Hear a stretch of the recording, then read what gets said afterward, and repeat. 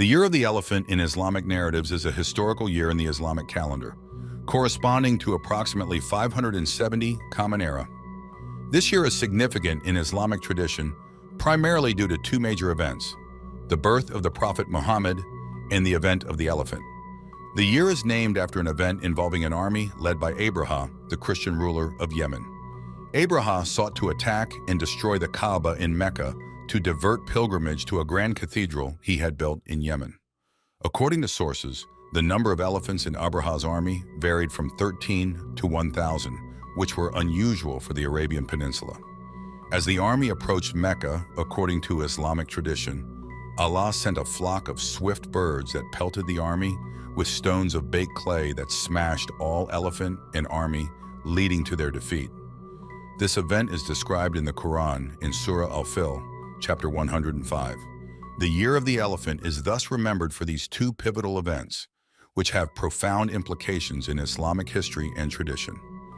Muslims tell this story as a miracle of Allah and present it as evidence that Muhammad is a prophet. But there are serious logical errors that raise questions about the logical consistency of this narrative. 1.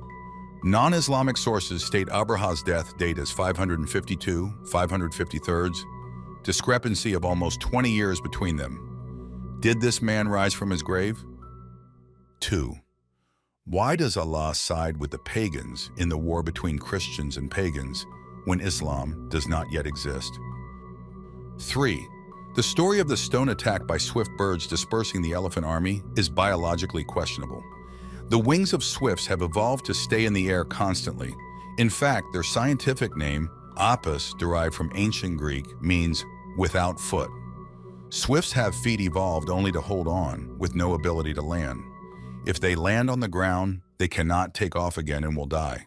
Therefore, it is illogical to think that swifts, which cannot lift their own weight off the ground, could land, pick up a stone, and take off again. While other birds could potentially perform this action, swifts cannot.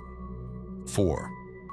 Why did the swift birds that appeared in the narrative and protected the Kaaba not appear when Yazid destroyed the Kaaba with a catapult? 5. The Meccans did nothing to protect the Kaaba. When Abraha asked, "Why don't you defend your Kaaba from being destroyed?" they famously answered, "The owner of the Kaaba is Allah. He protects his own house." By this logic, should Palestinians today say, "The owner of the Al-Aqsa Mosque is Allah. He protects his own house," and step aside? 6. This narrative is found only in Islamic sources. How were the logistical needs of dozens of elephants, requiring 300 kilograms of food and 40 liters of water per day, supplied over 1,500 kilometers of desolate desert? Additionally, there is no archaeological evidence to support this event. As an ex-Muslim, I produce content about Islam.